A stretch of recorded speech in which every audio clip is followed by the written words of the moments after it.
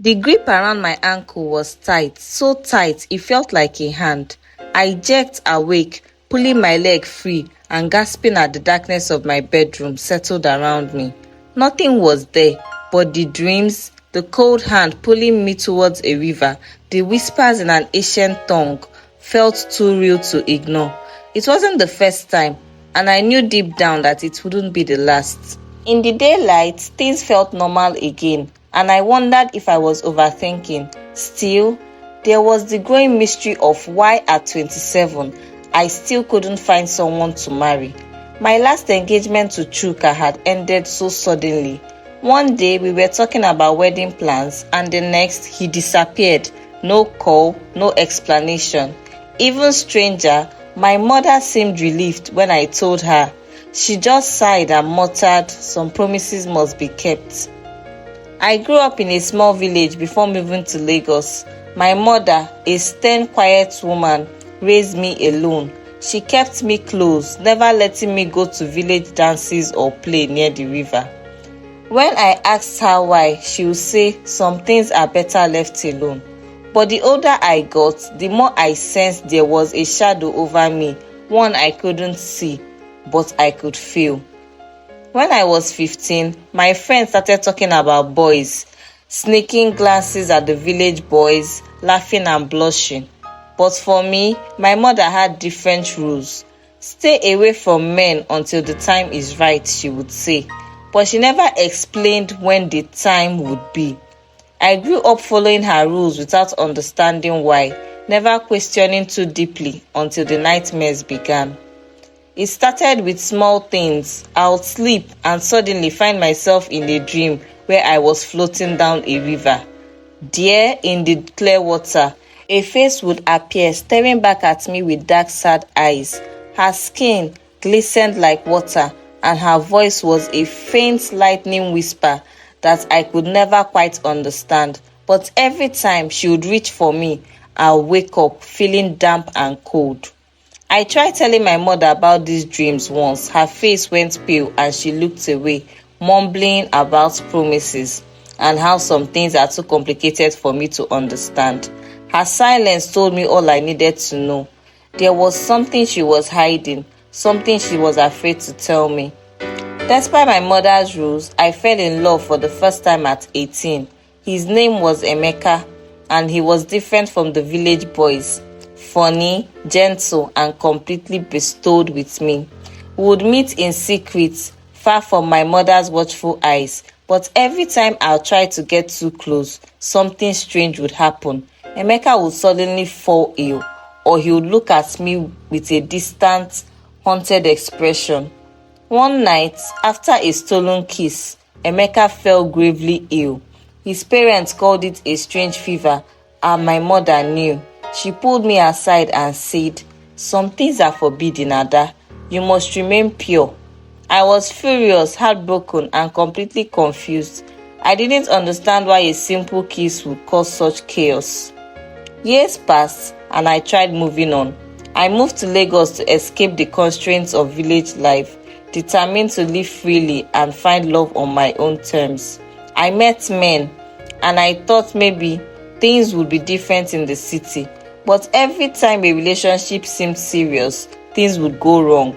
My boyfriends would lose interest, grow distant, or sometimes vanish altogether. In my frustration, I confronted my mother during a visit home. "Why do my relationships keep failing?" I demanded. She looked at me with a sadness I couldn't understand. "Ada, your life is tied to a promise before you were born. I went to the river goddess. I wanted a child, so I made a vow that you would remain pure, untouched, and bound to the goddess." I couldn't believe what I was hearing. My life had been pledged without my consent, my freedom traded for the chance of my mother having a child. "That's not fair," I cried, but my mother only sighed, saying, "Life is rarely fair, Ada. Some debts must be repaid." Returning to Lagos, I tried to ignore my mother's words. I was angry and bitter, feeling like a prisoner of a choice that wasn't even mine. I started dating Chuka, a kind man, who made me feel like maybe things could be different. After a few months, he changed, acting distant, forgetting important dates, and avoiding me. One night, I tried talking to Chuka about it, but he seemed almost fearful, as if something unseen was pushing him away. Ada, I can't do this, he said quietly. I feel like there's something dark around you. And just like that, he left. I was heartbroken, but I couldn't ignore the patterns anymore. I returned home desperate for answers. I begged my mother to take me to the river where she had made this promise, thinking maybe I could plead with this goddess myself. Reluctantly, my mother agreed and we walked in silence to the river bank. Standing there, I felt a strange presence around me, as if the water itself was alive. My mother urged me to speak to the river, to ask the goddess for mercy. I called out, feeling foolish, but then the water shifted and a figure rose from its depths. A woman, tall and graceful, with eyes like midnight. Her voice was calm yet cold as she listened to my pleas. The goddess told me I could break free if I truly wished it, but freedom came with a price. My mother's promise had been made in desperation, and breaking it would require a sacrifice, a life for a life. You are free to choose, but remember, some choices carry burdens, she said, before sinking back into the water.